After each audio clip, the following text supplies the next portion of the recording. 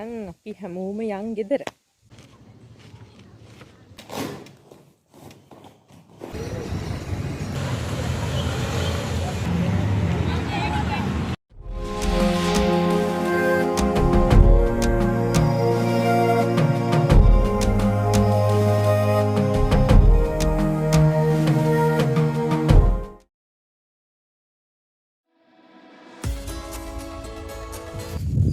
Hai එක දිගට videos ගේන්න බැරි වුණානේ කැම්පස් එකේ වැඩයි එක්සෑම් මනම් ගොඩාක් හින්දා එක දිගට වීඩියෝස් ගේන්න බැරි වුණා. ඉතින් මං හිතුවා මොනවා හරි වීඩියෝ ටිකක් ගේන්න ඕනි කියලා. අද මම ලෑස්තිලා ඉන්නේ ගෙදර යන්න.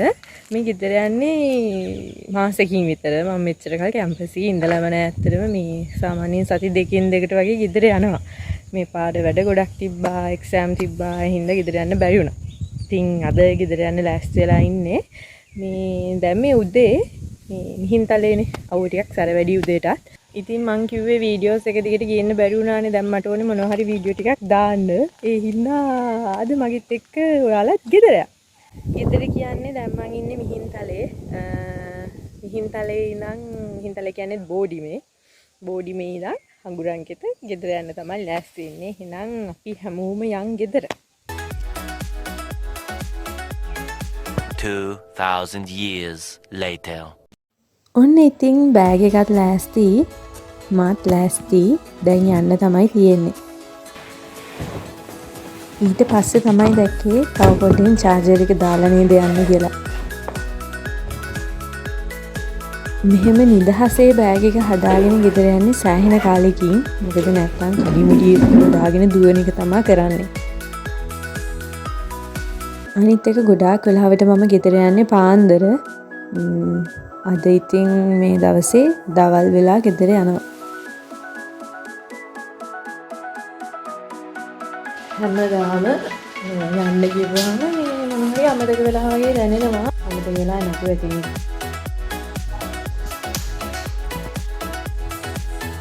උදේම යන්න ප්ලෑන් කරාට තාමත් මෙහි.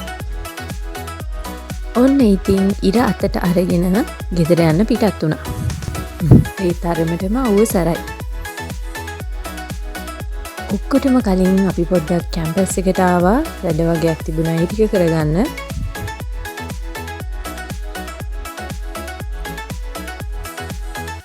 ඉතින් ඒ වැඩ ටික ඔක්කොම ඉවර කරගෙන මම හිතුවා ලයිබ්‍රරි එකට ගිහින් මාත් එක්ක ගෙදර යන්න කවුරු හරි තෝරගත්තා නම් හොඳයි කියලා. ඉතින් මං ගියා ලයිබ්‍රරි එකට. ඔන්න මෙදා පාර මගෙත් එක ගෙදර යන්නේ මෙයා. මම මේ පොත හොය හිටියේ. මම රිවිව් කීපයක්ම දැක්කා. ඉතින් ෆයිනලි හම්බුණා. දැන් එයත් අරගෙන මේ ගෙදර යන ගමන්. වෙලාව 12:47යි. ඔන්න යන වෙලාව.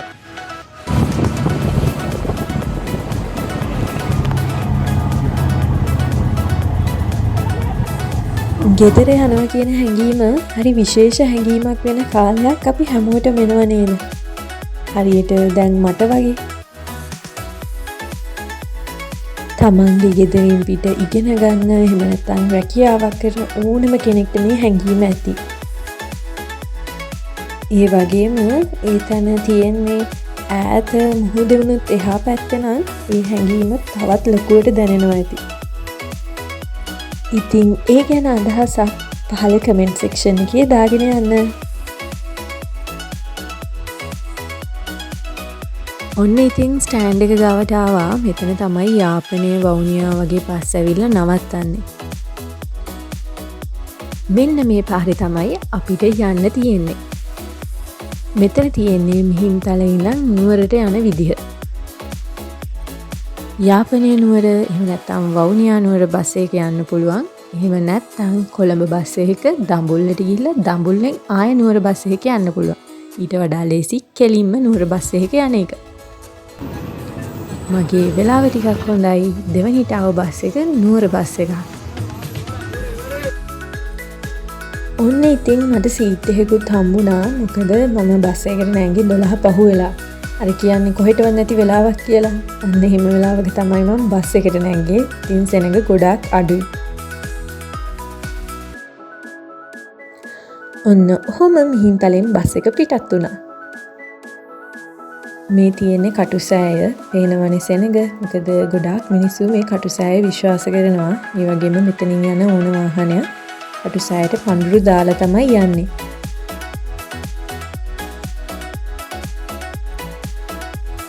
මේ තියෙන්නේ මිහින්තලේ ගෝල්ඩ් බුද්දිස්ට් ටෙම්පල් කියන එක. මේ ගැන මම වෙනම වීඩියෝ එකක් ගේන්නම්කෝ. පේනවනේ බස් එකේ සෙනඟ ගොඩාක් අඩුයි.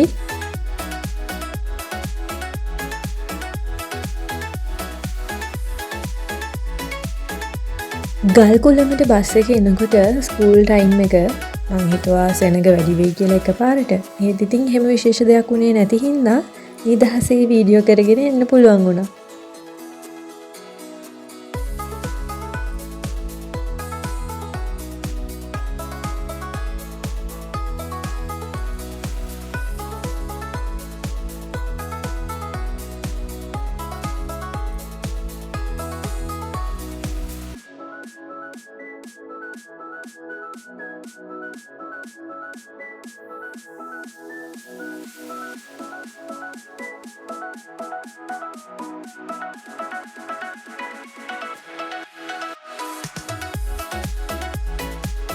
ඉතින් නුවර ඉඳන් අනුරාධපුර පොළොන්නරුව ওই පැත්තට යන පාරේ දිගටම තියෙන සාමාන්‍යයෙන් වැව් එහෙම නැත්නම් කුඹුරු. එක යායට කුඹුරු ටික පේනකොට හරිම ලස්සනයි. ඒ අතරමැදින් ඕලු නෙළුම් මානෙල් පිරිච්ච වැව් ඕන තරම් තියෙනවා. අපේ පැතිවල සාමාන්‍යයෙන් කුඹුරු තියෙන කඳුවලනේ. එතකොට හෙල්මලු ක්‍රමයට තමයි තියෙන්නේ. ඉතින් මෙහෙම දැකලා මෙහෙම එක යායට කුඹුරු ටික දැකිද්දී ඒකේ වෙනම ලස්සනක් පේනවා. ඒ වෙනස මට සෑහෙන්න තේරෙන්නේ මේ ගමන යන්නේ රජ රටේ ඉඳන් කඳු රටට. මුලින්ම තනී තලාවේ ගිහිල්ලා මාතලේ කිට්ටු වෙනකොට හිමීට බස් එක කඳු යනකොට ඒ වෙනස හොඳට දැනෙනවා. දේශගුණයේ වෙන වෙනස් වීම පවා මේ ගමනේදී හොඳටම දැනෙනවා.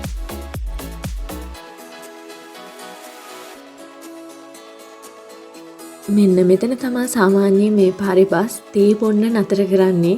ඉතින් මේ ටයිම් එකේ එහෙම ටයිම් එකක් නෙවෙයි හින්දා බස් එක එතනට දාන්න නැතුව කෙලින්ම ගියා.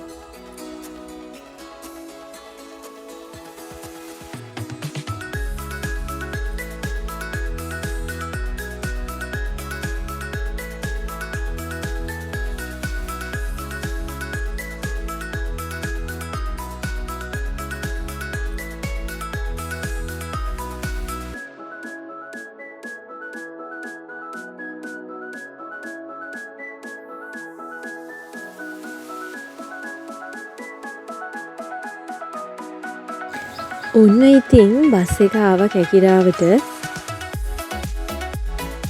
ටික ඉතින් අපි ගෙදරට ලං වෙනවා. තමන් පුංචි කාලේ ඉඳන් හිටපු පරිසරයෙන් ඈත් වෙනවා කියන එක ඇත්තටම හරිම අමාරු දෙයක්. එහෙම මූව් වෙන්න කැමති අයට මං හිතන්නේ ඒක ලොකුවට දැනෙනවා ඇති කියලා. හැබැයි අර යන්න ඕනකමට යන අයට ඒක මාර ලොකුවට දැනෙනවා. තමන්ගේ හීන වෙනුවෙන් එහෙම නැත්නම් තමන්ගේ දෙමව්පියන්ගේ හීන වෙනුවෙන් එහෙම ගෙදර දාලා දුර ඈත නැත්නම් රටවල් වල ගිහින් ඉන්න හැමෝටම ඉක්මනට මේ හීන හැබෑ වෙන්න ශක්තිය ධෛර්යය ලැබෙන්න ඕනේ. ඒක අපිටත් වඩා රටවල් වල ගිහින් ඉන්න අයට ගොඩක් දැනෙනවා ඇති. මොකද අපිට නම් ගෙදර මතක් වෙච්ච ගමන් බෑග් එක අරන් ගෙදර දුවන්න පුළුවන්නේ. ඒත් රටවල් වල ඉන්න අයට එහෙම එන්න බෑනේ. මම ලොකුවටම විශ්වාස කරන දෙයක් තමයි ගහක වුණත් මුල ශක්තිමත් නම් ඒ ගහ ලේසියකට කඩාගෙන වැටෙන්නේ නැහැ කියන එක. ඉතින් අපේත් මුල ඒ කියන්නේ අපේ ගෙදර පවුල ශක්තිමත් තැනක් නම් ලේසියකට අපිට වැටෙන්න දෙන්නේ නැහැ. ඉතින් ඒ තැනට අපි අනිවාර්යයෙන්ම අසීමාන්තිකව බැඳෙන්න ඕනේ. ඔන්න ඉතින් කතාවෙන් කතාව අපි දඹුල්ලත් පහු කරා.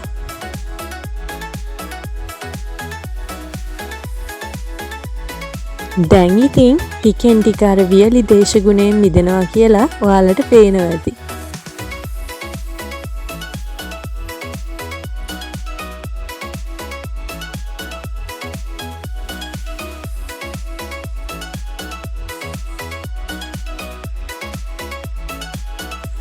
නාවුලට පස්සේ අපි එන්නේ මාතලේට. මාතලේට ආවා කියන්නේ ඉතින් නුවර වයිබ් එකට ගොඩාක් ලං වුණා වගේ තමයි. මට කලින් කියන්න බැරි වුණානේ. දඹුල්ලේ තියෙනවා රංගිරි දඹුලු විහාරය.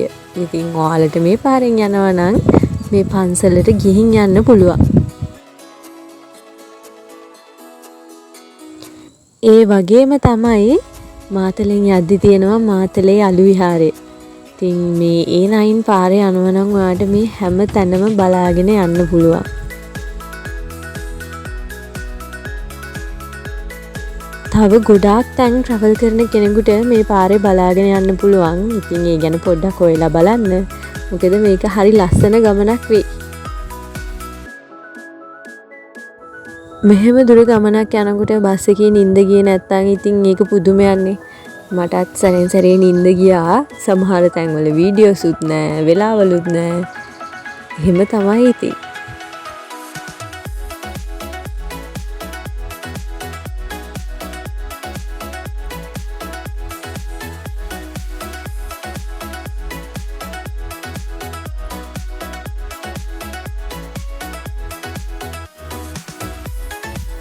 අනේ මම හේතුවක් නම් දන්නේ නැහැ. මාතලේ මෙන්න මේ පාලම පහු කරාම මට හැමදාම හිතෙන්නේ මං ගෙදරට ගොඩාක් ළඟින් ඉන්නවා කියලා. ඒක මං යාළුවෙක්ගෙන් අහුවම එයාටත් ඒක ඒ විදිහටම දැනලා තියෙනවා. හේතුවක් දන්නේ නැහැ. සමහර විට මේ හරියේ උස ගස් අර කඳු වයිබ් එක හොඳටම පේන්න තියෙන හින්දා වෙන්නත් පුළුවන්. අරේ ඉඳන් මහන්සි ඇවිල්ලා ඔය පාලම පහු වෙනකොට ආයේ රීෆ්‍රෙෂ් වෙනවා වගේ ගෙදරට මම දැන් ගොඩක් ළඟයි කියලා එක එක දේවල් ඉතින්.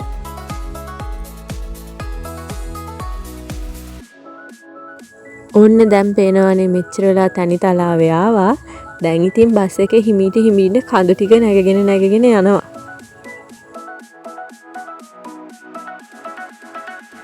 මේ වගේ දුර ගමන් බස් රථ අරගෙන යන රියදුරු මහත්තුරු කොන්දොස්තර මහත්තුරු ලොකු වගකීමක් නේද අරන් යන්නේ කියලා හිතෙනවා.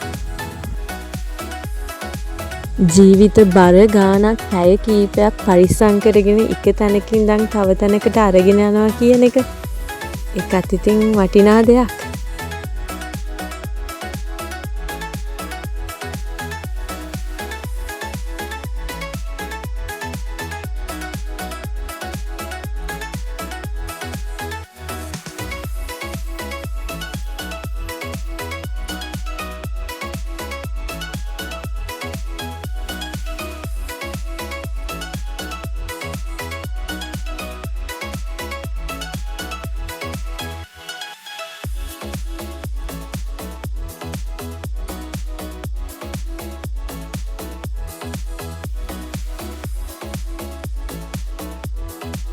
ඔන්න ඉතින් අපි කටුගස්තුටට ආවා.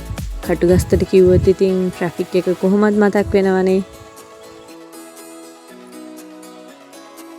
ට්‍රැෆික් එකෙත් ඉතින් පොඩි වෙලාවක් ඉන්න වුණා.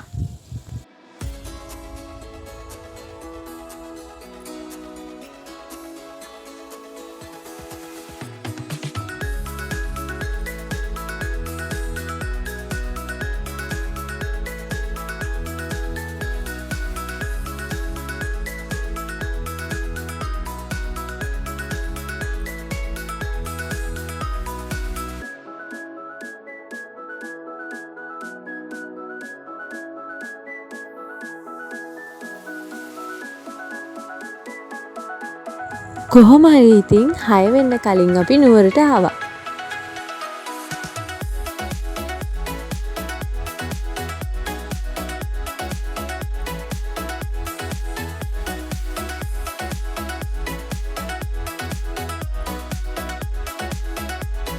මම මාලිගාව ගාවින් බස් එකෙන් බැස්සා. මොකද මට වැවරවුමෙන් හඟුරන් කෙදර යන බස් එකකට නගින්න පුළුවන් හින්දා.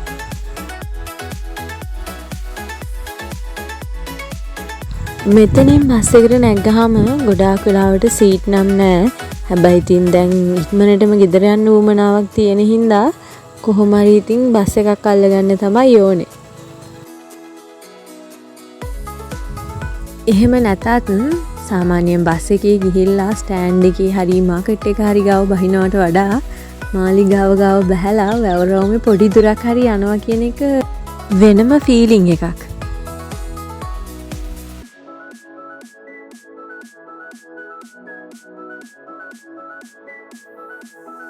කිව්වත් වගේම මට බස් එකේ ඉඳගන්න සීට් එකක් නම් හම්බුනේ නැහැ. ඉතින් ඒක හින්දා නුවර ඉඳන් හඟුරන් ගෙදර යන වීඩියෝස් මුකුත් නැහැ. මේ දවසේ මගේ වෙලාව කොච්චර හොඳද කියනවා නම් මම මේ වීඩියෝ කර කර බස් එක නවත්තන තැනට යනකොටම හඟුරන් ගෙදර බස් එකක් ඇවිත් තිබ්බා. ඉතින් වීඩියෝ එක එතනින් නතර කරා. ඒ හින්දා ඉතින් නුවර ඉඳන් හඟුරන් ගෙදර ගිය ගමන කොයි වගේද කියලා මට ඔයාලත් එක්ක ෂෙයා කරගන්න වෙන්නේ නැහැ. කමක් නැහැ අපි ආයෙ දවසක එක ෂෙයා කරගමු. මොකද හඟුරන් කිත නුවර පාරත් හරි ලස්සන පාරක් මහවැලි ගඟ ගාවින් යන.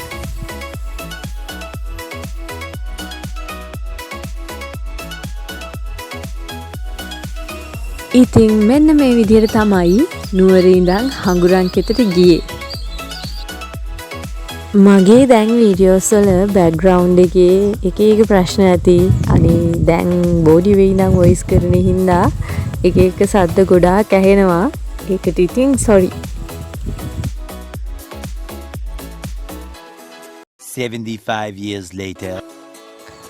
ඔන්න ඉතින් මං ගෙදරට ආවා. සෑහෙන කාලෙකින් ගෙදර ආවේ. මගේ ඉන්ඩෝ ප්ලාන්ට්ස් ටික එහෙම ආයෙ ගොඩ ගන්න ඕන තත්ත්වෙ තිබ්බේ. කොහොම හරි ඉතින් මගෙත් එක්ක ගෙදර ආව ඔයාලා හැමෝටම thank you. ආයෙත් දවසක වීඩියෝ එකකින් හම්බ වෙනකන් ගිහින් එන්නම්. bye.